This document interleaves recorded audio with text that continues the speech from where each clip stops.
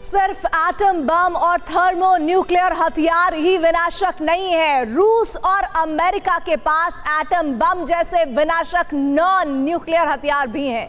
मुकाबला अब हाइड्रोजन बमों के बीच ही नहीं है, बात फादर ऑफ ऑल बम और मदर ऑफ ऑल बम तक जा पहुंची है। इस रिपोर्ट को गौर से देखिए। परमाणु संधि टूटने के बाद दुनिया कैसे बदल गई है। सोवियत संघ ने अमेरिका को जवाब देने के लिए सिर्फ 7 साल के अंदर दुनिया का सबसे बड़ा थर्मो न्यूक्लियर बम बना डाला, लेकिन इस बम ने सबको डरा दिया। बम बनाने वालों को भी लगने लगा कि अब ये होड़ नहीं रुकी तो धरती को खत्म होने से कोई नहीं बचा पाएगा, इसलिए इस होड़ पर लगाम लगनी चाहिए। जार बम के महाविस्फोट का असर ये हुआ था कि दुनिया के तमाम देश खुले में एटमी टेस्ट नहीं करने को राजी हो गए। 1963 में ऐसे एटमी परीक्षणों पर रोक लगा दी गई, लेकिन रूस और अमेरिका के बीच इस होड़ पर लगाम 2011 तक नहीं लग पाई। नई स्टार्ट संधि पर पूर्व अमेरिकी राष्ट्रपति बराक ओबामा और उनके रूसी समकक्ष दिमित्री मेदवेदेव ने 5 फरवरी 2011 को हस्ताक्षर कर दिए। स्टार्ट का मतलब था स्ट्रैटेजिक आर्म्स रिडक्शन ट्रीटी। इस संधि के तहत रूस और अमेरिका में परमाणु हथियारों की संख्या कम करने पर सहमति बन गई। समझौता हुआ तो दोनों में से कोई देश 1550 से ज्यादा परमाणु हथियारों की तैनाती नहीं करेंगे और 700 से ज्यादा न्यूक्लियर मिसाइलों और बम वर्षकों की तैनाती भी नहीं की जाएगी।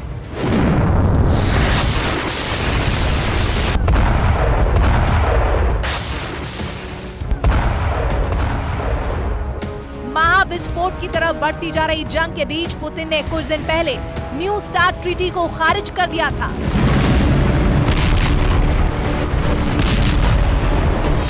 रूस की संसद में आज इस ट्रीटी की समाप्ति पर फाइनल मोहर लग गई, यानी अब रूस 1550 से ज्यादा एटम बम तैनात करने जा रहा है और एक साथ 700 से ज्यादा बैलिस्टिक और हाइपरसोनिक मिसाइलों से एटम बम दागने की तैयारी चल रही है।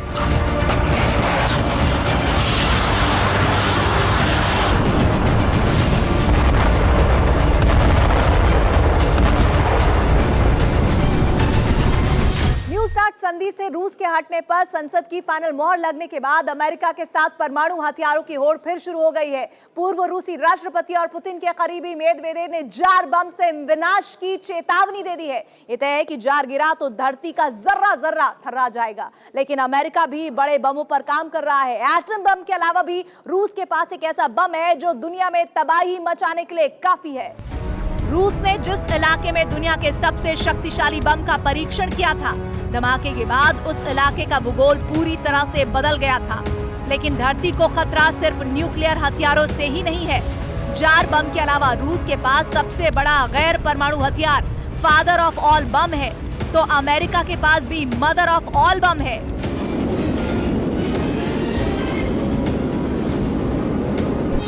रूस का फादर ऑफ ऑल बम या फोम दुश्मन पर वार करने से पहले हवा में मौजूद ऑक्सीजन का इस्तेमाल शक्तिशाली विस्फोट के लिए करता है। ये बम पूरे इलाके की ऑक्सीजन सोख लेता है, इसलिए इसका असर एक छोटे परमाणु बम की तरह होता है। जब ये बम फटता है तो बहुत ज्यादा तापमान या ऊर्जा निकलती है।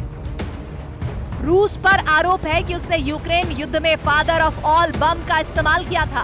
अमेरिका ने पहली बार 13 अप्रैल 2017 को अफगानिस्तान में तोरा बोरा की पहाड़ियों में छिपे ISIS आतंकियों के खिलाफ मदर ऑफ ऑल बम का इस्तेमाल किया था। अमेरिका ने तब दावा किया था कि उसके मदर ऑफ ऑल बम से 94 आतंकी मारे गए थे। अमेरिका के मदर ऑफ ऑल बम यानी मोम में 8500 किलो विस्फोटक ले जाने की क्षमता है। मतलब अगर इससे कहीं पर वार किया जाएगा तो 8500 किलोग्राम विस्फोटक की ताकत से दुश्मन का नामो निशान मिट जाएगा। इस बम की इतनी ताकत है कि जहां ये गिरता है वहां 11 टन की ऊर्जा निकलती है। इससे कई किलोमीटर तक सब कुछ तबाह हो सकता है।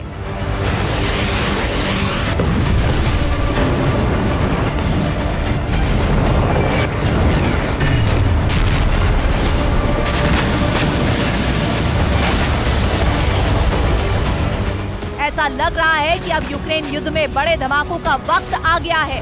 पुतिन भी तैयार हैं और बाइडेन भी, लेकिन इन बड़े बमों में से एक में भी धमाका हुआ तो विनाशकाल 2.0 से दुनिया को खाक होने से कोई नहीं बचा पाएगा।